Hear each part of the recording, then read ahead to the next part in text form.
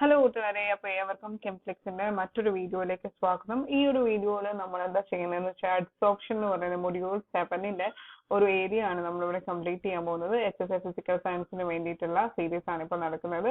അപ്പോൾ ആദ്യമായിട്ടാണ് എൻ്റെ ചാനൽ കാണുന്നതെങ്കിൽ ഒന്ന് സബ്സ്ക്രൈബ് ചെയ്തേക്കുക. വീഡിയോ ഇഷ്ടപ്പെട്ടെങ്കിൽ ഒന്ന് ലൈക്ക് ചെയ്യുക, കൂട്ടുകാർക്ക് കൂടി ഷെയർ ചെയ്യുക. ഓക്കെ, അപ്പോൾ നമുക്ക് വീഡിയോയിലേക്ക് പോവാം. വീഡിയോയിൽ ഇൻക്ലൂഡ് ചെയ്തിരിക്കുന്ന കാര്യങ്ങൾ എന്തൊക്കെയാണെന്ന് വെച്ചാൽ കെമീസ് ഓപ്ഷൻ എന്താണെന്ന് നോക്കുന്നുണ്ട്, ഫിസിക്സ് ഓപ്ഷൻ എന്താണെന്ന് നോക്കുന്നുണ്ട്, ഫാക്ടേഴ്സ് അഫക്റ്റിംഗ് അഡ്സോർപ്ഷൻ അതിന് അഡ്സോർപ്ഷൻ എന്താണെന്ന് നോക്കുന്നുണ്ട്. അഡ്സോർപ്ഷന്റെ ക്ലാസിഫിക്കേഷൻ ആണ് കെമീസ് ഓപ്ഷനും ഫിസിക്സ് ഓപ്ഷനും. അതിനുശേഷം ഫാക്ടേഴ്സ് അഫക്റ്റിംഗ് അഡ്സോർപ്ഷനെ അഫക്ട് ചെയ്യുന്ന ഫാക്ടേഴ്സ് എന്തൊക്കെയാണെന്ന് അഡ്സോർപ്ഷൻ ഐസോതേംസ് ഉണ്ട്. 2 ഐസോതേംസ് ഉണ്ട്, ലാങ്മിയർ അഡ്സോർപ്ഷൻ ഐസോതേമും ക്രോൺലിച്ച് അഡ്സോർപ്ഷൻ ഐസോതേംസും. ഓക്കെ, അപ്പൊ നമുക്ക് പോവാം. അതിശോഷണം അല്ലെങ്കിൽ അഡ്സോർപ്ഷൻ എന്താണെന്ന് നോക്കാം. അതിശോഷണം എന്നത് ഖരം അല്ലെങ്കിൽ ദ്രാവക രൂപത്തിലുള്ള ഒരു പദാർത്ഥത്തിന്റെ ഉപരിതലത്തിൽ തന്മാത്രകൾ അടിഞ്ഞുകൂടുന്ന പ്രതിഭാസമാണ് അതിശോഷണം. അപ്പൊ നമ്മുടെ അഡ്സോർപ്ഷന്റെ മലയാളം ടേം ആണ് അതിശോഷണം എന്നുള്ളത്. അതിശോഷണം എന്നത് ഖരം അല്ലെങ്കിൽ ദ്രാവക രൂപത്തിലുള്ള ഒരു പദാർത്ഥത്തിൽ, അതായത് സോളിഡ് സബ്സ്റ്റൻസിലോ അല്ലെങ്കിൽ ലിക്വിഡ് സബ്സ്റ്റൻസിലോ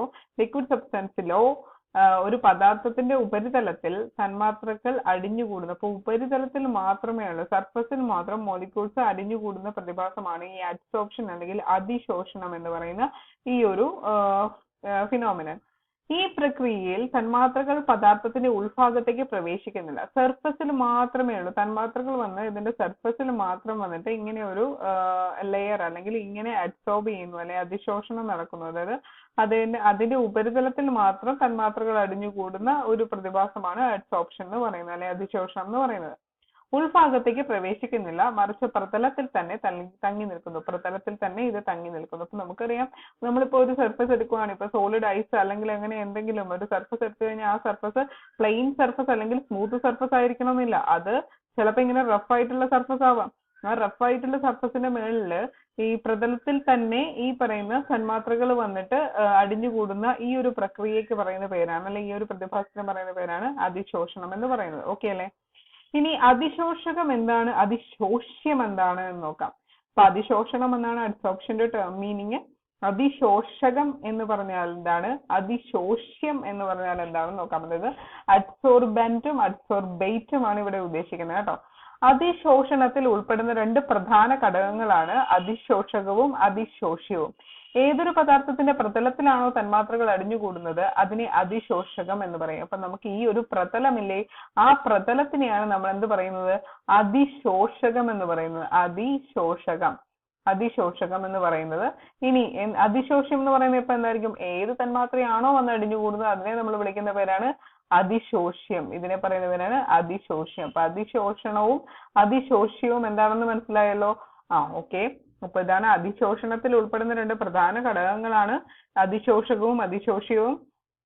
ഏതൊരു പദാർത്ഥത്തിന്റെ പ്രതലത്തിലാണോ തന്മാത്രകൾ അടിഞ്ഞുകൂടുന്നത് അതിനെ അതിശോഷകം അല്ലെങ്കിൽ അഡ്സോർബന്റ് എന്നും, പ്രതലത്തിൽ അടിഞ്ഞുകൂടുന്ന പദാർത്ഥത്തെ അതിശോഷ്യം അതായത് അഡ്സോർബേറ്റ് എന്നും പറയുന്നു. ഓക്കെ അല്ലെ?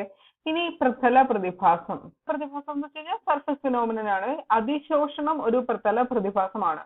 ഖരപദാർത്ഥങ്ങൾക്ക് പ്രത്യേകിച്ചും പൊടിച്ച രൂപത്തിലുള്ളവയ്ക്ക് കൂടുതൽ പ്രതല വിസ്തീർണം ഉണ്ടാവും. അപ്പൊ നമുക്കറിയാം സർഫസ് ഏരിയ കൂടുതലുള്ളത്, നമ്മളത് ഒരു ബൾക്കായിട്ടിരിക്കുന്ന ഒരു ഇത് എടുക്കും. ഇപ്പൊ ഞാൻ ചാർക്കോൾ എടുക്കുവാണ്, ആ ചാർക്കോളിനെ ഞാൻ ഇങ്ങനെ തന്നെ വെച്ചിരിക്കുവാണെങ്കിൽ അവിടെ അതിന്റെ സർഫസ് ഏരിയ എന്ന് പറയുന്നത് ഈ ചുറ്റിനുമുള്ള ഈ ഏരിയ ആയിരിക്കും അതിന്റെ സർഫസ് ഏരിയ എന്ന് പറയുന്നത്. അത് ഇത്രയേ ഉള്ളൂ അല്ലെ? അപ്പൊ അതിനെ പൊതിയുന്ന ആ ഒരു ഏരിയ. പക്ഷെ ഞാൻ അതിനെ പൊടിച്ചു വെക്കുവാണെങ്കിലോ, അതായത് ഇതിനെ പൊടിച്ചു വെക്കുവാണെങ്കിൽ അതിന്റെ സർഫസ് ഏരിയ കൂടും. അപ്പൊ പ്രതല വിസ്തീർണം ഉണ്ടാകും. പൊടിച്ച രൂപത്തിലുള്ളവയ്ക്ക് കൂടുതൽ പ്രതല വിസ്തീർണം ഉണ്ടാകും. അതുകൊണ്ട് തന്നെ കരി, സിലിക്ക ജെല്ല്, കളിമണ്ണ് തുടങ്ങിയവ മികച്ച അതിശോഷകങ്ങളായി പ്രവർത്തിക്കുന്നു. അപ്പം അഡ്സോർബേറ്റ് ഏതൊക്കെയാണ്, ബെസ്റ്റ് അഡ്സോർബന്റ് അല്ലെങ്കിൽ അതിശോഷകങ്ങൾ ഏതൊക്കെയാണെന്ന് എക്സാമ്പിൾസ് ചോദിച്ചാൽ കരിയുണ്ട്, സിലിക്ക ജെല്ലുണ്ട്, കളിമണ്ണുണ്ട് തുടങ്ങിയവ അതിശോഷകങ്ങളാണ്. ഇനി അതിശോഷണത്തിന്റെ ഉദാഹരണങ്ങൾ, അതായത് അഡ്സോർപ്ഷന്റെ കുറച്ച് ഉദാഹരണങ്ങളാണ് നമ്മുടെ SCERT ടെക്സ്റ്റ് ബുക്കിൽ പറയുന്നത്. പൊടിച്ച കരി അടച്ച പാത്രത്തിൽ വാതകങ്ങൾ വാതകങ്ങൾ എന്ന് വെച്ചാൽ ഓക്സിജൻ, ഹൈഡ്രജൻ, കാർബൺ മോണോക്സൈഡ് തുടങ്ങിയവ നിറച്ചാൽ വാതക തന്മാത്രകൾ കരിയുടെ പ്രതലത്തിൽ പറ്റിപ്പിടിച്ച് അവയുടെ മർദ്ദം കുറയ്ക്കുന്നു. അപ്പൊ നമ്മളിപ്പോ ഒരു ബീക്കറിലേക്കോ മറ്റോ, അതൊരു ക്ലോസ്ഡ് കണ്ടെയ്നറിലേക്കോ മറ്റോ നമ്മൾ വാതക തന്മാത്രകളുണ്ട്, ഇതർ എന്താ ഓക്സിജനോ ഹൈഡ്രജനോ കാർബൺ മോണോക്സൈഡോ മറ്റോ ആണെങ്കിൽ അതിലേക്ക് നമ്മൾ പൊടിച്ച കരി ഇട്ട് വെച്ചാൽ എന്ത് സംഭവിക്കും? അതിന്റെ മർദ്ദം കുറയും. എങ്ങനെയാ മർദ്ദം കുറയുന്നത്? ഈ പൊടിച്ച കരിയിലേക്ക്, അതായത് അഡ്സോർബെന്റ് ആണ്. ഈ അഡ്സോർബെന്റ് അതായത് അതിശോഷകത്തിലേക്ക് എന്ത് സംഭവിക്കും? അതിശോഷ്യമാണ് ഇവിടെ നമ്മുടെ ഓക്സിജനും ഹൈഡ്രജനും കാർബൺ മോണോക്സൈഡും. അപ്പൊ അതിശോഷ്യം വന്നിട്ട് പറ്റിപ്പിടിക്കും അല്ലെ? അപ്പൊ അതാണ് ഇവിടെ അതിശോഷണത്തിന്റെ ഒരു ഉദാഹരണം എന്ന് പറയുന്നത്. ഒന്നുകൂടി നോക്കിയിട്ട്, അതിശോഷകവും അതിശോഷ്യവും. അതിശോഷകം എന്ന് പറഞ്ഞാൽ അഡ്സോർബെന്റ്, അതിശോഷ്യം എന്ന് പറഞ്ഞാൽ അഡ്സോർബേറ്റ്. ഓക്കെ, ഇനി അടുത്ത ഒരു എക്സാമ്പിൾ ആണ്. ജൈവ ചായത്തിന്റെ ലായനിയിൽ എല്ലുകരി ചേർത്താൽ ചായത്തിന്റെ തന്മാത്രകൾ കരിയുടെ പ്രതലത്തിൽ അതിശോഷണം ചെയ്യപ്പെടുന്നതിനാൽ ലായനിക്ക് നിറം നഷ്ടപ്പെടുന്നു. അപ്പൊ ജൈവ ചായത്തിന്റെ ലായനിയിൽ എല്ലുകരി, അപ്പൊ ഇവിടെ എല്ലുകരി എന്ന് പറയുന്നത് ഒരു അഡ്സോർബേറ്റ് ആണ്. അഡ്സോർബേറ്റ് നമ്മൾ എങ്ങോട്ട് ആഡ് ചെയ്യുന്നത്? ജൈവ ചായത്തിലേക്ക്, അഡ്സോർബെന്റിലേക്ക് ആഡ് ചെയ്ത് കഴിഞ്ഞാൽ ഇത് ഇവിടെ അതിശോഷകം ഏതാണെന്ന് ചോദിച്ചാൽ ജൈവ ചായമാണ് അതിശോഷകം. അതിശോഷ്യം ഏതാണ്? എല്ലുകരിയാണ് അതിശോഷ്യം എന്ന് പറയുന്നത്, അതിശോഷ്യം. അപ്പോ ഇവിടെ എന്താ സംഭവിക്കുന്നത്? അതിന്റെ നിറം നഷ്ടപ്പെടുന്നു. പഞ്ചസാര ലായനി എല്ലുകരിയുടെ പാളിയിലൂടെ കടത്തിവിടുമ്പോൾ നിറം നൽകുന്ന പദാർത്ഥങ്ങൾ കരിയിൽ അതിശോഷണം ചെയ്യപ്പെടുന്നതിനാൽ പഞ്ചസാര വെളുപ്പിക്കുന്നത്. നമ്മുടെ പഞ്ചസാരക്ക് എക്സ്ട്രാ പ്യുവർ ആയിട്ടുള്ള വൈറ്റ് കളർ കിട്ടാൻ വേണ്ടിയിട്ട് പഞ്ചസാര ലായനി എല്ലുകരിയുടെ പാളിയിലൂടെ കടത്തിവിടുന്നു. അപ്പൊ എല്ലുകരി എന്ത് ചെയ്യും? നമ്മൾ അഡ്സോർബ് ചെയ്യും, അല്ലെങ്കിൽ അതിശോഷണം നടത്തും. ഇനി അതുപോലെ തന്നെ സിലിക്ക ജെല്ല് ഈർപ്പത്തെ അതിന്റെ പ്രതലത്തിൽ അതിശോഷണം ചെയ്യുന്നതിനാൽ വായു ഈർപ്പരഹിതമാകുന്നു. നമ്മൾ മോസ്റ്റ്ലി നമ്മൾ ഈ കടയിൽ നിന്ന് മറ്റേ നമ്മുടെ ഇലക്ട്രോണിക് എക്യുപ്മെന്റ്സ് എല്ലാം തന്നെ വാങ്ങിക്കുമ്പോൾ അതിനകത്തൊരു ചെറിയ പാക്കറ്റ് ബാഗ് കിട്ടും അല്ലെ? അതിനകത്ത് ബോൾസ് പോലെയുള്ള സാധനം കാണും. അതാണ് സിലിക്ക ജെൽ എന്ന് പറയുന്നത്. ഈ സിലിക്ക ജെൽ എന്ത് ചെയ്യുമ്പോൾ അത് ഈർപ്പത്തെ അബ്സോർബ് ചെയ്യുകയാണ് ചെയ്യുന്നത്. അതായത് സിലിക്ക ജെല്ലിന്റെ ഇങ്ങനെ ചെറിയ ബോൾസ് ആണ്, ബോൾസ് ആയിട്ട് ഇങ്ങനെ ചെറുതായിട്ട് വെച്ചിരിക്കുന്നത് കാരണം അതിന്റെ സർഫസ് ഏരിയ കൂടും. പ്രതല വിസ്തീർണം കൂട്ടാൻ വേണ്ടിയിട്ടാണ് അതിനെ ഇങ്ങനെ ബോൾസ് ആക്കി വെച്ചിരിക്കുന്നത്. അതിന്റെ പുറത്തേക്ക് എന്ത് സംഭവിക്കും? നമ്മുടെ ഈർപ്പം വന്നിട്ട് പറ്റിപ്പിടിക്കും അല്ലെ? ഈർപ്പം വന്നിട്ട് പറ്റിപ്പിടിച്ച് കഴിയുമ്പോഴേക്കും എന്ത് സംഭവിക്കും? നമുക്ക് ഈർപ്പം ഇല്ലാതാക്കാൻ വേണ്ടിയിട്ട് യൂസ് ചെയ്യുമ്പോൾ ഇങ്ങനെ പറ്റിപ്പിടിച്ചിരിക്കും. അപ്പൊ നമുക്ക് ഈർപ്പം, അപ്പൊ ബൾക്കല്ല, ബൾക്കിലേക്ക് പോകത്തില്ല, സർഫസിൽ മാത്രം നടക്കുന്ന ഒരു ഫിനോമിനനാണ് അഡ്സോർപ്ഷൻ എന്ന് പറയുന്നത്. അതിശോഷണം എന്ന് പറയുന്നത് ഒരു പ്രതല പ്രതിഭാസമാണ്. ഓക്കെ അല്ലേ? നമുക്ക് അതിശോഷണവും അവശോഷണവും തമ്മിലുള്ള റിലേഷൻ അല്ലെങ്കിൽ ഡിഫറൻസ് എന്താണ് കമ്പയർ ചെയ്യാൻ പോവാണ് നമ്മൾ. അതിശോഷണം എന്ന് പറഞ്ഞാൽ നമ്മളിപ്പോ പറഞ്ഞ അഡ്സോർപ്ഷൻ എന്ന് പറയുന്ന ഒരു സർഫസ് ഫിനോമിനൻ ആണ്, നമ്മൾ ഓൾറെഡി പറഞ്ഞു. അതിശോഷണം. ഇനി അവശോഷണം എന്ന് പറഞ്ഞാൽ എന്താ? അബ്സോർപ്ഷൻ ആണ്. അവശോഷണം എന്ന് പറഞ്ഞാൽ അബ്സോർപ്ഷൻ ആണ്. അപ്പൊ ഇവർ തമ്മിലുള്ള ഡിഫറൻസ് എന്താണ്? അതെ, പേരിൽ തന്നെ ഡിഫറൻസ്. ഇവിടെ ഒരു ഡി ആണുള്ളത് എങ്കിൽ ഇവിടെ ഒരു ബി ആണുള്ളത്, അത് മാത്രമേ ഉള്ളൂ ഡിഫറൻസ് അല്ലെ? സ്പെല്ലിംഗ് നോക്കുമ്പോൾ ഡിയുടെ സ്ഥാനത്ത് ബി വന്നു, അബ്സോർപ്ഷൻ എന്നുള്ളത് അബ്സോർപ്ഷൻ ആക്കി. ഇനി ഇത് തന്നെയാണോ ഡിഫറൻസ് എന്ന് നോക്കാം. അതിശോഷണവും അവശോഷണവും തമ്മിൽ പ്രധാനപ്പെട്ട വ്യത്യാസങ്ങൾ ഉണ്ട്. അതിശോഷണത്തിൽ തന്മാത്രകൾ പ്രതലത്തിൽ മാത്രമാണ് കേന്ദ്രീകരിക്കുന്നത്. എവിടെ? അബ്സോർപ്ഷനിൽ തന്മാത്രകൾ പ്രതലത്തിൽ മാത്രമാണ് കേന്ദ്രീകരിക്കുന്നത് എങ്കിൽ അവശോഷണത്തിൽ അല്ലെ അബ്സോർപ്ഷനിലാണെങ്കിൽ, അവശോഷണത്തിലാണെങ്കിൽ തന്മാത്രകൾ പദാർത്ഥത്തിന്റെ എല്ലാ ഭാഗത്തേക്കും വ്യാപിക്കുന്നു. അപ്പോൾ സർഫസ് ഫിനോമിനൻ എന്ന് പറയുന്നത് ഏതാണ്? നമ്മൾ ഇവിടെ പഠിക്കുന്ന അഡ്സോർപ്ഷൻ എന്ന് പറയുന്നത് സർഫസ് ഫിനോമിനാണ്. അതിന്റെ സർഫസിൽ മാത്രമേ പറ്റിപ്പിടിക്കത്തുള്ളൂ. ഇതൊരു പ്രതല പ്രതിഭാസമാണ്. ഏത്? അതിശോഷണം.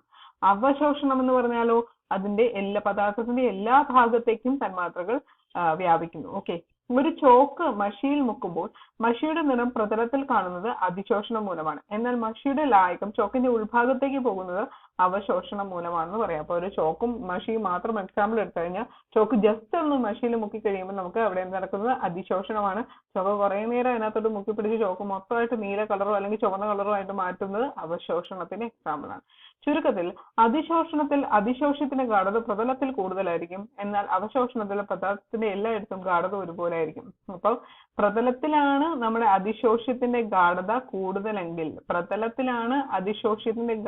കൂടുതലെങ്കിൽ അത് അതിശോഷണമായിരിക്കും. ഇനി പദാർത്ഥത്തിന്റെ എല്ലായിടത്തും ഗാഢത ഒരുപോലെയാണെങ്കിൽ അത് അവശോഷണമായിരിക്കും. അതിശോഷണം, അവശോഷണം. ഓക്കെ അല്ലേ? അടുത്തായിട്ട് നമ്മൾ ഡിസ്കസ് ചെയ്യാൻ പോകുന്നത് അതിശോഷണത്തിന്റെ പ്രവർത്തനം അല്ലെങ്കിൽ മെക്കാനിസം ഓഫ് അഡ്സോർപ്ഷൻ എന്താണെന്നാണ്. അതിശോഷണം നടക്കുന്നത് അതിശോഷകത്തിന്റെ പ്രതലത്തിലുള്ള കണങ്ങളുടെ സവിശേഷമായ ചുറ്റുപാട് കാരണമാണ്. അപ്പൊ അതിശോഷകം എന്ന് പറഞ്ഞ അഡ്സോർബന്റിന്റെ പ്രതലത്തിലുള്ള കണങ്ങളുടെ സവിശേഷമായ ചുറ്റുപാട് കാരണമാണ് അതിശോഷണം നടക്കുന്നത്.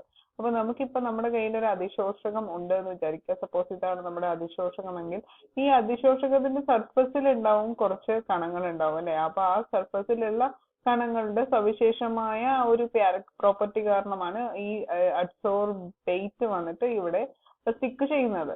പ്രതലത്തിലെ കണങ്ങൾക്ക് ചുറ്റും ഒരുപോലെ ബലങ്ങൾ അനുഭവപ്പെടുന്നില്ല. അപ്പൊ ഇതിനു ചുറ്റും ഒരുപോലെ അല്ല ബലങ്ങൾ ഉള്ളത്. ഈ അസന്തുലിതമായ ആകർഷണ ബലങ്ങളാണ് അതിശോഷ്യത്തിലെ കണങ്ങളെ പ്രതലത്തിലേക്ക് ആകർഷിക്കുന്നത്. അതിശോഷണ പ്രക്രിയയിൽ താപം പുറത്തുവിടുന്നു. അതിനാൽ ഇത് താപമോചക പ്രവർത്തനമാണ്. അപ്പൊ അതിശോഷണ പ്രക്രിയ എന്ന് പറയുന്നത് ഒരു താപമോചക പ്രവർത്തനമാണ്. വാതക തന്മാത്രകൾ അതിശോഷണം ചെയ്യുമ്പോൾ അവയുടെ ചലന സ്വാതന്ത്ര്യം കുറയുകയും എൻട്രോപ്പി കുറയുകയും ചെയ്യുന്നു. അപ്പൊ നമ്മൾ ഇവിടെ തെർമോഡൈനാമിക്സിലേക്ക് വന്നിരിക്കുകയാണ്. നമുക്കറിയാം ഗേഷ്യസ് മോളിക്യൂൾസ് എവിടെയെങ്കിലും പറ്റിപ്പിടിച്ചിരിക്കുമ്പോഴേക്കും അവരുടെ കൈനറ്റിക് എനർജി, അതായത് ചലന സ്വാതന്ത്ര്യം, ഫ്രീ മോഷൻ കുറയുകയും അതിന്റെ ഫ്രീ മോഷൻ കുറഞ്ഞ എൻട്രോപ്പി കുറയുകയും ചെയ്യുന്നു. ഇനി നമുക്ക് ഗിബ്സ് ഊർജവും അതിശോഷണവും എന്താണെന്ന് നോക്കാം. നമുക്ക് ഇവിടെ എൻട്രോപ്പി കുറയുന്ന കാര്യം പറഞ്ഞല്ലോ. അപ്പൊ നമുക്ക് ഗിബ്സ് ഊർജത്തിന്റെ കാര്യം കൂടി ഒന്ന് നോക്കാം. അതിശോഷണ പ്രക്രിയ നടക്കണമെങ്കിൽ താപഗതികം അനുസരിച്ച് ഒരു നിശ്ചിത താപനിലയിലും മർദ്ദത്തിലും ഗിബ്സ് സ്വതന്ത്ര ഊർജം നെഗറ്റീവ് ആയിരിക്കണം. അപ്പൊ നമുക്കറിയാം delta G is equal to delta H minus T delta S എന്ന് പറഞ്ഞിട്ട് നമ്മൾ ഇക്വേഷൻസ് തെർമോഡൈനാമിക്സിൽ പഠിച്ചിട്ടുണ്ട്. അപ്പൊ ഈ delta H minus T delta S, അപ്പൊ ഇവിടെ അതിശോഷണ പ്രക്രിയ നടക്കണമെങ്കിൽ താപഗതികം അനുസരിച്ച് ഒരു നിശ്ചിത താപനിലയിലും, ടെമ്പറേച്ചർ ഒരു കോൺസ്റ്റന്റ്, ഒരു പർട്ടിക്കുലർ താപനിലയിലും മർദ്ദത്തിലും ഗിബ്സ് സ്വതന്ത്ര ഊർജം നെഗറ്റീവ് ആയിരിക്കണം. അതായത് പ്രക്രിയ സ്വയം സംഭവിക്കണമെങ്കിൽ ഗിബ്സ് ഊർജത്തിൽ കുറവുണ്ടായിരിക്കണം. അതായത് നമുക്ക് സ്പോണ്ടേനിയസ് ആയിട്ട് ആ റിയാക്ഷൻ നടക്കണമെന്നുണ്ടെങ്കിൽ ഗിബ്സ് ഊർജം കുറയണം. അതിശോഷണം താപമോചക പ്രവർത്തനമായതിനാൽ എൻതാൽപ്പി ഡെൽറ്റ എച്ച് എന്ന് പറയുന്നത് നെഗറ്റീവ് ആണ്, അതായത് താപം പുറത്തു വിടുന്നത്. അപ്പൊ ഇവിടെ delta G is equal to delta H minus T delta S എന്ന് പറയുന്നതിനകത്ത് ഇവിടെ ഡെൽറ്റ എച്ചിന്റെ വാല്യൂ എന്ന് പറയുന്നത് എന്താണ്? ഇത് നെഗറ്റീവ് ആണ്. കാരണം എന്താ? ഡെൽറ്റ എച്ചിന്റെ വാല്യൂ നെഗറ്റീവ് ആവാൻ കാരണം ഇതൊരു എക്സോതെർമിക് റിയാക്ഷൻ ആണ്. അപ്പൊ ഇനി നമുക്ക് അടുത്ത് നോക്കേണ്ടത് എന്താ? ടി ഡെൽറ്റ എസിന്റെ വാല്യൂ എങ്ങനെയായിരിക്കും നോക്കണമെങ്കിൽ മാത്രമേ നമുക്ക് ഡെൽറ്റ ജി നെഗറ്റീവ് ആവാൻ പാടുള്ളൂ. ഡെൽറ്റ ജി നെഗറ്റീവ് ആയാൽ മാത്രമേ ഈ ഒരു റിയാക്ഷൻ സ്പോണ്ടേനിയസ് ആവത്തുള്ളൂ, അല്ലെങ്കിൽ സ്വയം സംഭവിക്കത്തുള്ളൂ. അപ്പൊ നമുക്കിനി അതിന്റെ കണ്ടീഷൻ എപ്പോഴാണ് ഡെൽറ്റ ജി നെഗറ്റീവ് ആവുന്നത് നോക്കാം. ഡെൽറ്റ ജി നെഗറ്റീവ് ആവണമെന്നുണ്ടെങ്കിൽ ഡെൽറ്റ എസിന് എന്ത് സംഭവിക്കണം നോക്കാം. വാതക തന്മാത്രകൾ അതിശോഷണം ചെയ്യുമ്പോൾ അവയുടെ ചലന സ്വാതന്ത്ര്യം കുറയുകയും ക്രമരാഹിത്യം കുറയുകയും ചെയ്യുന്നു. അതിനാൽ എൻട്രോപ്പി ഡെൽറ്റ എസ് നെഗറ്റീവ് ആവുന്നു. അപ്പൊ നമുക്ക് delta G is equal to delta H minus T delta S എന്നുള്ള ഇക്വേഷൻ ആണ് നമുക്ക് അറിയാവുന്ന ഗിബ്സ് എനർജിയുടെ. അതിൽ ഡെൽറ്റ ജി നെഗറ്റീവ് ആണെങ്കിൽ മാത്രമേ ഇത് സ്പോണ്ടേനിയസ് ആയി നടക്കത്തുള്ളൂ, ഈ റിയാക്ഷൻ സ്വയം നടക്കത്തുള്ളൂ. നമുക്കിപ്പോ ഓൾറെഡി അറിയാം അതിശോഷക പ്രക്രിയ എന്ന് പറയുന്നത് താപമോചക പ്രക്രിയയാണ്. അപ്പൊ ഡെൽറ്റ എച്ച് എന്ന് പറയുന്നത് നെഗറ്റീവ് ആണ്. പിന്നെ ഇവിടെ നമുക്ക് ഡെൽറ്റ എസ് എൻട്രോപ്പി എന്ന് പറയുന്നത് നെഗറ്റീവ് ആണ്, അതായത് അത് പറ്റിപ്പിടിച്ചു കഴിയുമ്പോഴേക്കും ചലന സ്വാതന്ത്ര്യം കുറയുന്നു, അതായത് എൻട്രോപ്പി കുറയുന്നു. അപ്പൊ ഈ ഡെൽറ്റ എച്ചും നെഗറ്റീവ് ആണ്, ഡെൽറ്റ എസും നെഗറ്റീവ് ആണ്. അപ്പൊ ഇനി ഗിബ്സ് ഊർജ്ജ സമവാക്യം ഇപ്രകാരമാണ്. ഇവിടെ ടി എന്നത് കെൽവിനിലുള്ള താപനിലയാണ്. ഡെൽറ്റ എസ് നെഗറ്റീവ് ആയതിനാൽ minus T delta S positive ആയിരിക്കും. അത് ഡെൽറ്റ എസ് ഓൾറെഡി നെഗറ്റീവ് ആണ്, അപ്പൊ ഈ ഒരു വാല്യൂ പോസിറ്റീവ് ആയിരിക്കും. അതുകൊണ്ട് ഡെൽറ്റ ജി നെഗറ്റീവ് ആകണമെങ്കിൽ ഡെൽറ്റ എച്ചിന് ഉയർന്ന നെഗറ്റീവ് വില ഉണ്ടായിരിക്കണം. അതായത് ഡെൽറ്റ എച്ച് എന്ന് പറഞ്ഞാൽ ഹൈലി എക്സോതെർമിക് ആയിരിക്കണമെങ്കിൽ മാത്രമേ നമുക്ക് ഡെൽറ്റ ജി നെഗറ്റീവ് ആവത്തുള്ളൂ. അതിശോഷണ പ്രക്രിയ പുരോഗമിക്കുമ്പോൾ ഡെൽറ്റ എച്ചിന്റെ നെഗറ്റീവ് വില കുറഞ്ഞു വരികയും മൈനസ് ടി ഡെൽറ്റ എച്ചിന് തുല്യമാകുകയും ചെയ്യുമ്പോൾ ഡെൽറ്റ ജിയുടെ വില 0-ത്തിലെത്തുന്നു. ഈ അവസ്ഥയിൽ അതിശോഷണം സന്തുലിതാവസ്ഥയിലെത്തുന്നു. അപ്പൊ നമുക്ക് എക്വിലിബ്രിയം, കെമിക്കൽ എക്വിലിബ്രിയം വന്നു, തെർമോഡൈനാമിക്സിൽ നിന്ന് എക്വിലിബ്രിയത്തിലേക്ക് വന്നു. അവിടെ എപ്പോഴാണ് delta H is equal to T delta S എന്ന് പറയുന്ന ഒരു സമയത്തേക്ക് വരുന്നു. അപ്പൊ ഡെൽറ്റ ജിന്റെ വാല്യൂ എന്താവുന്നു? 0 ആവുന്നു, അതായത് സന്തുലിതാവസ്ഥയിൽ എത്തുന്നു. അതായത് താഴ്ന്ന ഗിബ്സ് ഊർജം അതിശോഷണ പ്രക്രിയയെ പ്രോത്സാഹിപ്പിക്കുന്നു. അപ്പോ ഗിബ്സ് ഊർജമാണ് അതിശോഷണത്തിന്റെ ഒരു സ്പോണ്ടേനിറ്റിനെ നിർണ്ണയിക്കുന്നത്. താഴ്ന്ന ഗിബ്സ് ഊർജം അതിശോഷണ പ്രക്രിയയെ പ്രോത്സാഹിപ്പിക്കുന്നു. ഓക്കെ, ഇതൊക്കെ നമുക്ക് സ്റ്റേറ്റ്മെന്റ് ക്വസ്റ്റ്യൻസ് ആയിട്ടൊക്കെ വരാൻ ചാൻസ് ഉള്ളതാണ്. ഇതൊക്കെ എല്ലാം NCERT ലൈൻ ബൈ ലൈൻ ആണ്. അതിനകത്ത് കുറച്ച് ആവശ്യമില്ലാത്ത പോയിന്റ്സ് ഒക്കെ ഔട്ട് ചെയ്തിട്ട് ബാക്കിയുള്ള കാര്യങ്ങളാണ് പറഞ്ഞിരിക്കുന്നത്. ഓക്കെ, അടുത്തായിട്ട് നമുക്ക് ടൈപ്സ് ഓഫ് അഡ്സോർപ്ഷൻ, അതിശോഷണത്തിന്റെ തരങ്ങൾ ഏതൊക്കെയാണെന്ന് നോക്കാം. നമുക്ക് ഭൗതിക അതിശോഷണം അല്ലെങ്കിൽ ഫിസിക്കൽ അഡ്സോർപ്ഷൻ ഉണ്ട്, അതുപോലെ തന്നെ കെമിക്കൽ അഡ്സോർപ്ഷൻ ഉണ്ട്. അപ്പൊ ഇതെങ്ങനെയാണ് ഡിഫറൻഷിയേറ്റ് ചെയ്യുന്നതെന്ന് നോക്കാം. വാതകത്തിന്റെ ഖരപദാർത്ഥത്തിലുള്ള അതിശോഷണം പ്രധാനമായും 2 തരത്തിലാണ് ഉള്ളത്. ഒന്നാമത്തേത് ഭൗതിക അതിശോഷണം അല്ലെങ്കിൽ ഫിസിക്കൽ അഡ്സോർപ്ഷൻ അഥവാ ഫിസിസോർപ്ഷൻ. ഖരപദാർത്ഥങ്ങളിൽ വാതകങ്ങൾ വാൻഡർവാൾസ് ബലം മൂലം ശേഖരിക്കപ്പെടുന്നതിനെ ഭൗതിക അതിശോഷണം എന്ന് പറയുന്നു. അപ്പോൾ ഭൗതിക അതിശോഷണത്തിലുള്ള ഫോഴ്സ് ഏതാ? വാൻഡർവാൾസ് ഫോഴ്സ് ആണ്. ഭൗതിക അതിശോഷണത്തിലെ ഫിസിക്സ് ഓപ്ഷനിലുള്ള ഫോഴ്സ് ഓഫ് അട്രാക്ഷൻ ഫോഴ്സ് എന്ന് പറയുന്നത് വാൻഡർവാൾ ഫോഴ്സ്. അപ്പൊ അവിടെ അഡ്സോർബേറ്റും അഡ്സോർബന്റും തമ്മിൽ ഒരു വാൻഡർവാൾ ഫോഴ്സ് അല്ലെങ്കിൽ ഒരു വളരെ നേർത്ത ഒരു ഫോഴ്സ് ആയിരിക്കും ഉണ്ടാവുന്നത്. ഈ ബലം ദുർബലമായതിനാൽ ഇത് താൽക്കാലികമാണ്. സോ ഇത് ഒരു ടെമ്പററി ആണ്. ഈ ഒരു ബലം എന്ന് പറയുന്നത് ദുർബലമാണ്. താപനില കുറയുമ്പോൾ അതിശോഷണം കൂടുകയും താപനില കൂടുമ്പോൾ കുറയുകയും ചെയ്യുന്നു. ഇത് നമ്മൾ നേരത്തെ പഠിച്ചിട്ടുണ്ട്. ടെമ്പറേച്ചർ ഇൻക്രീസ് ചെയ്യുമ്പോൾ എന്ത് സംഭവിക്കും? ഗ്യാസ് മോളിക്യൂൾസിന് ട്രാവൽ ചെയ്യാനായിട്ടുള്ള കപ്പാസിറ്റി കൂടും. ഗ്യാസ് മോളിക്യൂൾസ് അതിന്റെ എൻട്രോപ്പി കൂടും. ടെമ്പറേച്ചർ കൂടുമ്പം അതിന്റെ എൻട്രോപ്പി കൂടും. അപ്പൊ താപനില കൂടുമ്പോൾ എൻട്രോപ്പി കൂടുക മീൻസ് അവിടെ അതിശോഷകം കുറയുകയാണ് ചെയ്യുന്നത്. താപനില കൂടുമ്പോൾ അതിശോഷണം കുറയുകയും താപനില കുറയുമ്പോൾ അതിശോഷണം കൂടുകയും ചെയ്യുന്നു. ഇവിടെ ബഹുതന്മാത്രാ പാളികൾ ഉണ്ടാവുന്നത്. അതായത് ബഹുതന്മാത്രാ പാളികൾ എന്ന് പറയുമ്പോൾ ഇപ്പോൾ ഇതാണ് സർഫസ് എന്ന് പറയുന്നത്. അതായത് നമ്മുടെ അതിശോഷകത്തിന്റെ സർഫസ് എന്ന് പറയുന്നത് ഇതാണെങ്കിൽ അവിടെ അതിശോഷ്യങ്ങൾ ഇങ്ങനെ മൾട്ടി ലെയർ ആയിരിക്കും ഇവിടെ ഉണ്ടാകുന്നത്. ബഹുതന്മാത്രാ പാളികളായിരിക്കും ഇവിടെ ഉണ്ടാവുന്നത്. എവിടെയാണ്? ഫിസിക്സ് ഓപ്ഷനിൽ ബഹുതന്മാത്രാ പാളികളായിരിക്കും ഉണ്ടാവുന്നത്. അത് ജസ്റ്റ് വന്ന് സ്റ്റിക്ക് ചെയ്യുന്നു, അത്രയേ ഉള്ളൂ. ഇവിടെ തമ്മിലുള്ള ഫോഴ്സ് എന്ന് പറയുന്നത് വാൻഡർവാൾ ഫോഴ്സ് ആണ്. ഇവിടെ അതിശോഷണ എൻതാൽപ്പി കുറവായിരിക്കും. 20 to 40 കിലോജൂൾ പെർ മോൾ ആയിരിക്കും. അപ്പൊ ഈ ഒരു പ്രോസസ്സ് നടക്കാൻ വേണ്ടിയിട്ടുള്ള എൻതാൽപ്പി എന്ന് പറഞ്ഞാൽ വളരെ കുറഞ്ഞ എൻതാൽപ്പി മതി. 20 to 40 കിലോജൂൾ പെർ മോൾ മതി. ഇതിന് വിശിഷ്ടത കുറവാണ്, വിച്ച് മീൻസ് സ്പെസിഫിസിറ്റി കുറവാണ്. ജസ്റ്റ് വന്നിരിക്കുന്നു. വാൻഡർവാൾ ഫോഴ്സ് അല്ലേ നടക്കുന്നത്. അപ്പൊ അവിടെ സ്പെസിഫിസിറ്റി, എനിക്ക് ഇന്ന ആളെ കിട്ടിയാൽ മാത്രമേ ഞാൻ ബോണ്ട് ഫോം ചെയ്യുള്ളൂ എന്ന രീതിയിലുള്ള ഒരു സ്പെസിഫിസിറ്റി ഇവിടെയില്ല. വിശിഷ്ടത കുറവാണ്. ഏകദേശം മനസ്സിലായല്ലോ. കെമിസോപ്ഷൻ എന്താണ് നോക്കാം. രാസ അതിശോഷണം അഥവാ കെമിക്കൽ അഡ്സോപ്ഷൻ അല്ലെങ്കിൽ കെമിസോപ്ഷൻ വാതക തന്മാത്രകളോ ആറ്റങ്ങളോ പ്രതലത്തിലേക്ക് രാസബന്ധനത്താൽ അതിശോഷണം ചെയ്യപ്പെടുന്നതിന്. അപ്പൊ ഇവിടെ രാസബന്ധനമാണ്. നേരത്തെ നമ്മൾ പറഞ്ഞത് എന്താ? ഫിസിക്സ് ഓപ്ഷനിൽ വാൻഡർവാൾ ഫോഴ്സ് ഓഫ് അട്രാക്ഷൻ ആയിരുന്നെങ്കിൽ ഇവിടെ കെമിക്കൽ ബോണ്ടിങ് ആയിരുന്നു ഫോം ചെയ്യുന്നതെങ്കിൽ ഈ ടൈപ്പ് അതിശോഷണത്തെയാണ് നമ്മൾ കെമിസോപ്ഷൻ എന്ന് വിളിക്കുന്നത്. ഇവിടെ ശക്തമായ രാസബന്ധനം നടക്കുന്നതിനാൽ ഇത് സ്ഥിരതയുള്ളതാണ്. നമ്മൾ നേരത്തെ പറഞ്ഞായിരുന്നു അത് സ്പെസിഫിക് ഇല്ല, വിശിഷ്ടത ഇല്ല എന്ന് പറഞ്ഞു. ഇവിടെ പക്ഷേ ഇത് സ്പെസിഫിക് ആണ്, ഇത് സ്ഥിരതയുള്ളതാണ്. കാരണം ഇവിടെ സ്ട്രോങ് കെമിക്കൽ ബോണ്ടിങ് ആണ് നടക്കുന്നത്. താപനില കൂടുമ്പോൾ അതിശോഷണം കൂടുകയും താപനില കുറയുമ്പോൾ കുറയുകയും ചെയ്യുന്നു. അപ്പൊ ഇവിടെ എന്താ സംഗതി എന്ന് വെച്ച് കഴിഞ്ഞാൽ ടെമ്പറേച്ചർ കൂടുമ്പോഴേക്കും ഇവിടെ ബോണ്ട് ഫോം ചെയ്യാനായിട്ടുള്ള കപ്പാസിറ്റി കൂടുകയാണ് ചെയ്യുന്നത്. അതുകൊണ്ട് തന്നെ ടെമ്പറേച്ചർ കൂടുമ്പോൾ കെമിസോപ്ഷൻ കൂടുകയാണ് ചെയ്യുന്നത്. Temperature increases, chemisorption increases. Why? അഡ്സോർബേറ്റും അതായത് അതിശോഷകവും തമ്മിലുള്ള ആ ഒരു കണക്ഷൻ, ആ ഒരു ബോണ്ട് ഫോം ചെയ്യാനായിട്ടുള്ള ടെൻഡൻസി ഇവിടെ കൂടുകയാണ്. ക്ലിയർ അല്ലേ? ഇനി പോയിന്റ് 4 നോക്കാം. ഇവിടെ ഏക തന്മാത്ര പാളികളാണ് ഉണ്ടാകുന്നത്. അപ്പൊ നമുക്ക് ഇവിടെ അറിയാം ഇതാണ് നമ്മുടെ അതിശോഷകത്തിന്റെ സർഫസ് എങ്കിൽ ഇതിന്റെ തൊട്ട് മുകളിൽ ഒരു കെമിക്കൽ ബോണ്ടിങ്ങിൽ പാർട്ടിസിപ്പേറ്റ് ചെയ്യാൻ പറ്റുന്ന ആകെ കൂടി ഒരു ഇതേ ഉള്ളൂ. ഇതിനിടയ്ക്കൂടെ മുകളിലേക്ക് ബോണ്ടിങ് നടക്കുകയല്ല. അതായത് ഇത് ഏക തന്മാത്ര പാളികളാണ് ഉണ്ടാക്കുന്നത്. എവിടെ? കെമിസോപ്ഷനിൽ. ഇനി അതിശോഷണ എൻതാൽപ്പി ഇവിടെ നമുക്കറിയാം. ഇവിടെ കെമിക്കൽ ബോണ്ടിങ് നടക്കണമെങ്കിൽ 80 to 240 കിലോജൂൾ പെർ മോൾ ആണ്. ഇതിന്റെ വിശിഷ്ടത കൂടുതലാണ്. അപ്പൊ ഇത് സ്പെസിഫിക് ആണ്, വിശിഷ്ടത കൂടുതലാണ്, അതിശോഷണ എൻതാൽപ്പി കൂടുതലാണ്. ഇവിടെ രാസബന്ധനത്താലാണ് അതിശോഷണം നടക്കുന്നത്. ശക്തമായ രാസബന്ധനം നടക്കുന്നതിന് ഇവ സ്ഥിരതയുള്ളതാണ്. ഇതാണ് നമുക്ക് കെമിസോപ്ഷനെ കുറിച്ചിട്ട് പഠിക്കാനുള്ളത്. ഇനി നമുക്ക് ഒരു difference between physisorption and chemisorption എന്താണെന്ന് നോക്കാം. ഒന്നാമത് എന്താ?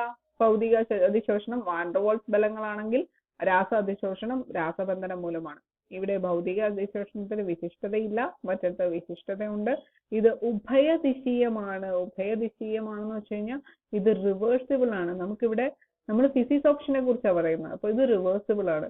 ഇതെന്ന് പറഞ്ഞാൽ ഏകദിശീയമാണ്, അതായത് ഇറിവേഴ്സിബിൾ ആണ്. വൺസ് ഇറ്റ് ഹാപ്പൻസ് മീൻസ് അത് ഹാപ്പൻ ചെയ്തതാണ്, അതിനെ നമുക്ക് തിരിച്ചു കൊണ്ടുവരാൻ പറ്റില്ല. ഇത് ഇറിവേഴ്സിബിൾ ആണ്. ഇവിടെ ഭൗതിക അതിശോഷണത്തിൽ വാതകത്തിന്റെ സ്വഭാവത്തെ ആശ്രയിക്കുന്നു. എളുപ്പത്തിൽ ദ്രവീകരിക്കപ്പെടുന്ന വാതകങ്ങൾ വേഗത്തിൽ അതിശോഷണത്തിന് വിധേയമാകുന്നു. അപ്പൊ പെട്ടെന്ന് ദ്രവീകരിക്കപ്പെടുന്ന വാതകങ്ങളാണെങ്കിൽ വേഗം അതിശോഷണത്തിന് വിധേയമാകുന്നു. അപ്പൊ ഇത് ഭൗതിക അതിശോഷണം എന്ന് പറയുന്നത് വാതകത്തിന്റെ സ്വഭാവത്തെ ആശ്രയിക്കുന്നു. കമ്മിങ് ടു കെമിസോപ്ഷൻ വാതകത്തിന്റെ സ്വഭാവത്തെ ആശ്രയിക്കുന്നു. ഇവിടെയും വാതകത്തിന്റെ സ്വഭാവത്തെ ആശ്രയിക്കുന്നു. അതിശോഷകവുമായി പ്രതിപ്രവർത്തിക്കാൻ കഴിയുന്നത് രാസ അതിശോഷണം കാണിക്കുന്നു. അപ്പൊ ഇവിടെയും വാതകത്തിന്റെ സ്വഭാവത്തെ ആശ്രയിക്കുന്നുണ്ട്. രണ്ടും വാതകത്തിന്റെ സ്വഭാവത്തെ ആശ്രയിക്കുന്നു. ഇനി അതിശോഷണ എൻതാൽപ്പി എന്ന് പറയുന്നത് 20 to 40 kilo joule per mole ആയിരിക്കും എവിടെ ഫിസിക്സ് ഓപ്ഷനിൽ, മറ്റേത് 80 to 240 kilo joule per mole ആയിരിക്കും അതിശോഷണത്തിന്റെ എൻതാൽപ്പി എന്ന് പറയുന്നത്. ഇനി നമുക്ക് അടുത്ത പോയിന്റ് എന്ന് പറഞ്ഞാൽ താഴ്ന്ന താപനില അതിശോഷണത്തിന് അനുകൂലമാണ്. ഇത് താപനില വർദ്ധിക്കുമ്പോൾ കുറയുന്നു. ഇത് നേരെ തിരിച്ചാണ്. കെമീസ് ഓപ്ഷന് ഉയർന്ന താപനില അനുകൂലമാണ്. താപനില വർദ്ധിക്കുന്നതിനനുസരിച്ച് ഇതിന്റെ തോത് വർദ്ധിക്കുന്നു. എടുത്തു പറയത്തക്ക ഊർജ്ജം ആവശ്യമില്ല. നമുക്കറിയാം 80 to 40 kilo joule per mole ആണ് നമുക്ക് ഇവിടെ, അല്ലെങ്കിൽ 20 to 40 kilo joule per mole ആണ് നമുക്ക് ഇവിടെ വേണ്ടതെങ്കിൽ ഇവിടെ നമുക്ക് ഉയർന്ന ഉത്തേജനോർജ്ജം ചിലപ്പോൾ ആവശ്യമാണ്. അപ്പൊ നമുക്ക് ആക്ടിവേഷൻ എനർജി കൂടുതലാണ് എവിടെ കെമിസ്റ്റ് ഓപ്ഷനിലുള്ളത്. പ്രതല പരപ്പളവിനെ ആശ്രയിക്കുന്നത്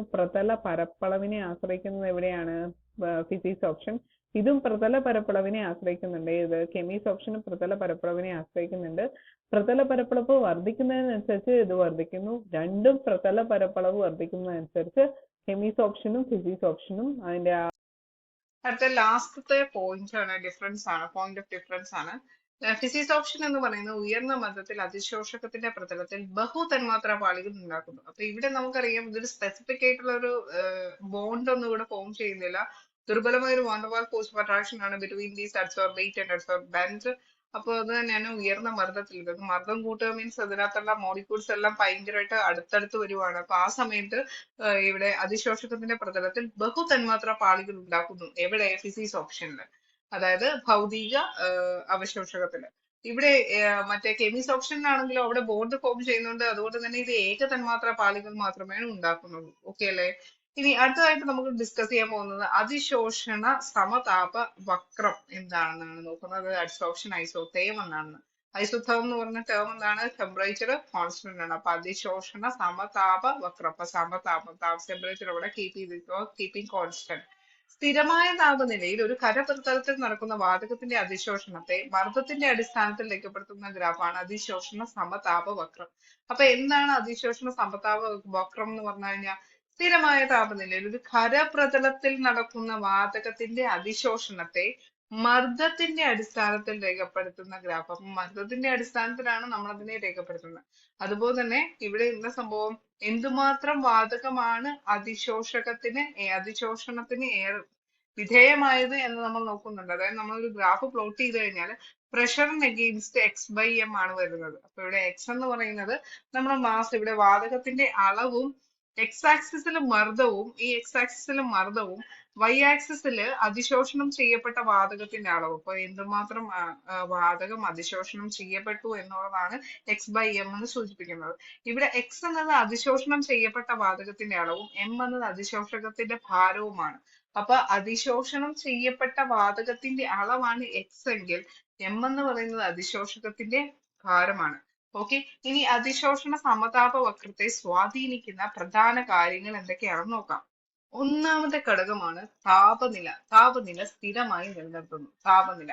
രണ്ടാമത്തേത് മർദ്ദം കൂടുന്നതനുസരിച്ച് അതിശോഷണത്തിന്റെ അളവിൽ മാറ്റം വരുന്നു.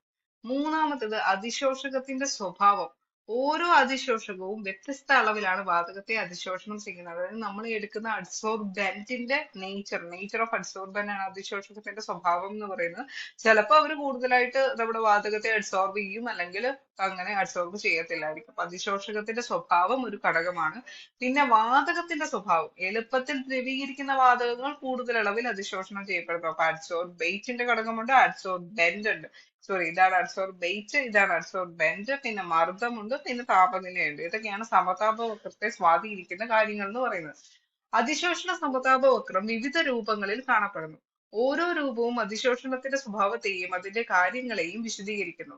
താഴ്ന്ന മർദ്ദത്തിൽ അതിശോഷണം മർദ്ദത്തിനനുസരിച്ച് കൂടുന്നു. താഴ്ന്ന മർദ്ദത്തിൽ ഇപ്പൊ മർദ്ദം കുറച്ച് വെച്ചിരിക്കുകയാണ്. അപ്പൊ അതിശോഷണം ആ മർദ്ദം കൂട്ടുന്നതനുസരിച്ച് അതിശോഷണവും കൂടും. ഉയർന്ന മർദ്ദത്തിലാണെങ്കിലോ അതിശോഷണത്തിൽ വലിയ മാറ്റങ്ങൾ കാണുന്നില്ല, കാരണം ഓൾറെഡി അത് നമ്മുടെ പ്രഷർ കൂട്ടി വെച്ചിരിക്കുകയാണ്. ഇനി നമുക്ക് ഈ അതിശോഷണ സമതാപ വക്രം രണ്ട് തരത്തിലുണ്ട്. ഒന്നാമത്തേത് രണ്ട് അതിശോഷണ സമതാപ വക്രം ഉണ്ട്. ഒന്നാമത്തേത് ഫ്രോൺലിച്ച് അഡ്സോർപ്ഷൻ ഐസോടോപ്പ്, ഫ്രണ്ട്ലിച്ച് അതിശോഷണ സമതാപ വക്രം. അതെന്താണെന്ന് നോക്കാം. ഫ്രണ്ട്ലിച്ച് അതിശോഷണ സമതാപ വക്രം അതിശോഷണത്തിന്റെ അളവും മർദ്ദവും തമ്മിലുള്ള ബന്ധത്തെ ഒരു സമവാക്യത്തിലൂടെ വിശദീകരിക്കുന്നു. ഇതാണ് സമവാക്യം. x/m is equal to kp raised to 1/n. x by m is equal to Kp⁻1/n. അവിടെ ഡയറക്ട്ലി പ്രൊപ്പോർഷണൽ ടു p⁻1/n എന്നുള്ളതാണ്. ഈ സമവാക്യം താഴ്ന്ന മർദ്ദത്തിലും ഉയർന്ന മർദ്ദത്തിലും അതിശോഷണം എങ്ങനെ വ്യത്യാസപ്പെടുന്നു എന്നത് വ്യക്തമാക്കുന്നു. അപ്പൊ ഈ ഒരു സമവാക്യം താഴ്ന്ന മർദ്ദത്തിൽ എങ്ങനെയാണ്, ഉയർന്ന മർദ്ദത്തിൽ എങ്ങനെയാണെന്ന് സമവാക്യം ഫ്രാൻലിച്ചിന്റെ സമവാക്യമാണ് x/m = Kp⁻1/n. ക്ലിയർ ആണോ? ഇവിടെ x എന്ന് പറയുന്നത് അതിശോഷണം ചെയ്യപ്പെട്ട വാതകത്തിന്റെ അളവ്, m എന്ന് പറയുന്നത് അതിശോഷകത്തിന്റെ ഭാരം, p എന്ന് പറയുന്നത് മർദ്ദം. ഈ കെയും എന്നും ഉണ്ടല്ലോ, അത് സ്ഥിരാങ്കങ്ങളാണ്. ഓരോ അതിശോഷകത്തിനും അതിശോഷ്യത്തിലും ഇത് വ്യത്യസ്തമായിരിക്കും. അപ്പൊ നമ്മൾ ഇവിടെ വാതകം എന്ന് പറയുന്നത് അതിശോഷ്യമാണ്. ഇവിടെ അതിശോഷ്യത്തിന്റെ അളവിനെയാണ് എക്സ് കൊണ്ട് ഇൻഡിക്കേറ്റ് ചെയ്യുന്നത്. അതിശോഷ്യത്തിന്റെ അളവിനെയാണ് എക്സ്. അതിശോഷകത്തിന്റെ ഭാരമാണ് എം. പി എന്ന് പറയുന്നത് മർദ്ദം. കെയും എന്നും സ്ഥിരാങ്കങ്ങളാണ്. ഓരോ അതിശോഷകത്തിനും അതിശോഷ്യത്തിനും ഇത് വ്യത്യസ്തമായിരിക്കും. ക്ലിയർ അല്ലേ? ഇനി ഈ സമവാക്യത്തിൽ നമുക്കൊരു n ഉണ്ടല്ലേ, ആ x/m = Kp⁻1/n എന്നാണല്ലോ. അപ്പൊ n > 1 ആയിരിക്കും. അപ്പൊ ഈ ഒരു സമവാക്യത്തിൽ Kp⁻1/n എന്നുള്ളതിനകത്ത് n എന്ന് പറയുന്നത് 1-നെക്കാട്ടിലും കൂടുതലായിരിക്കും. താഴ്ന്ന മർദ്ദത്തിൽ 1/n വില 1 ആയിരിക്കും. അപ്പൊ താഴ്ന്ന മർദ്ദത്തിലാണെങ്കിൽ ഈ 1/n വില എന്ന് പറയുന്നത് ഇത് മൊത്തത്തിൽ അങ്ങ് 1 ആയിരിക്കും. അതിനാൽ x/m മർദ്ദത്തിന് നേരനുപാതത്തില്, അതുകൊണ്ട് x/m എന്ന് പറയുന്നത് is directly proportional to p ആയിരിക്കും. എപ്പം? ലോ പ്രഷറിൽ അല്ലെങ്കിൽ താഴ്ന്ന മർദ്ദത്തില്.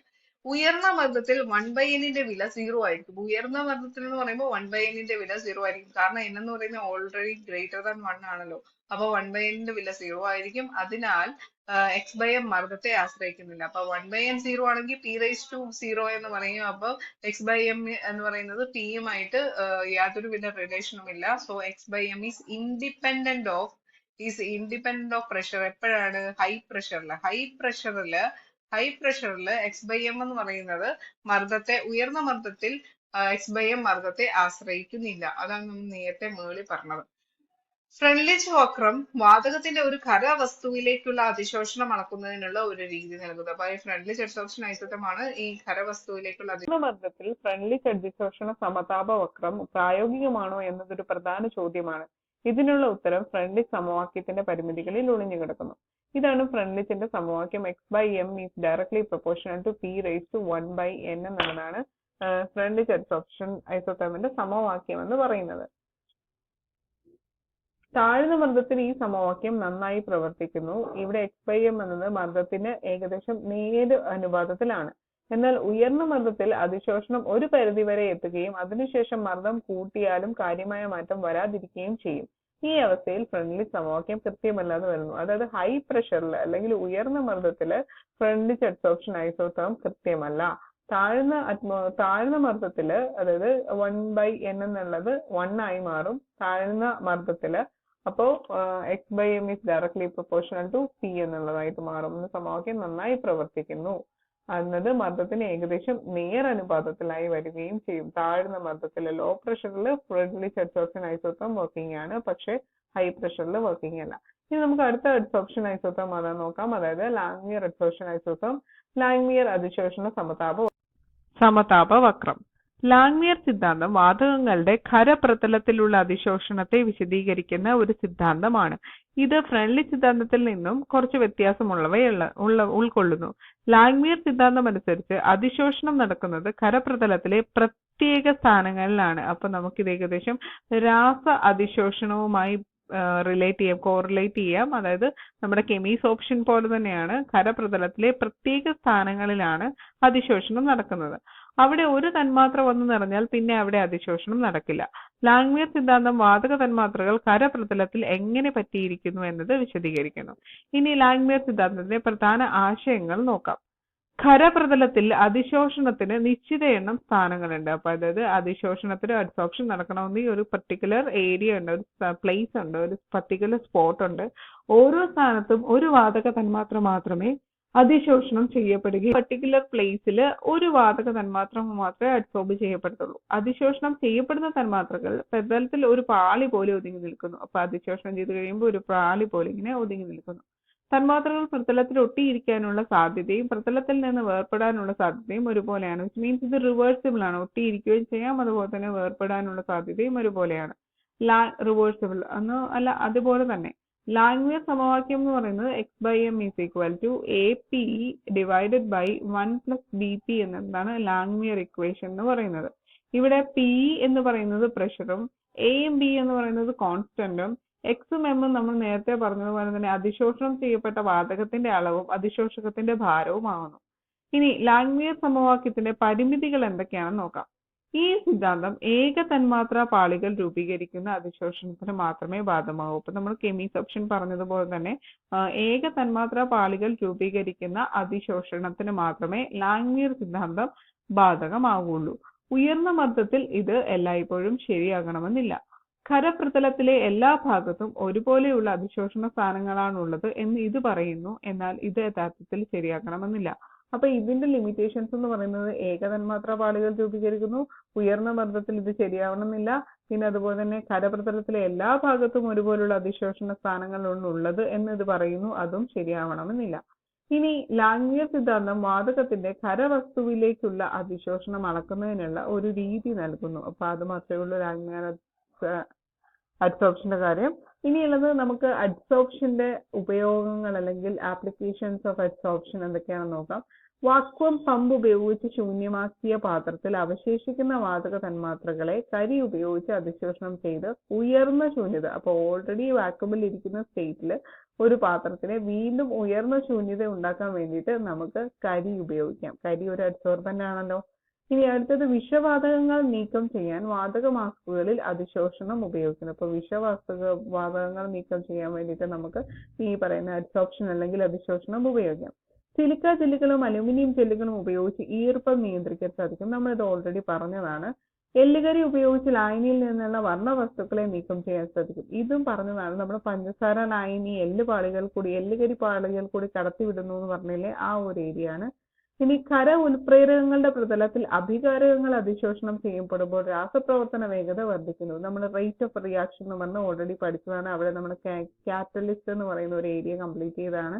അപ്പൊ അവിടെ ഖര ഉൽപ്രേരകങ്ങളുടെ അതായത് സോളിഡ് കാറ്റലിസ്റ്റിന്റെ പ്രതലത്തിൽ റിയാക്ടൻസ് അബ്സോർബ് ചെയ്യപ്പെടുമ്പോൾ രാസപ്രവർത്തന കെമിക്കൽ റിയാക്ഷൻസിന്റെ റേറ്റ് കൂടുന്നു. അതാണ് ഈ പറഞ്ഞിരിക്കുന്നത്.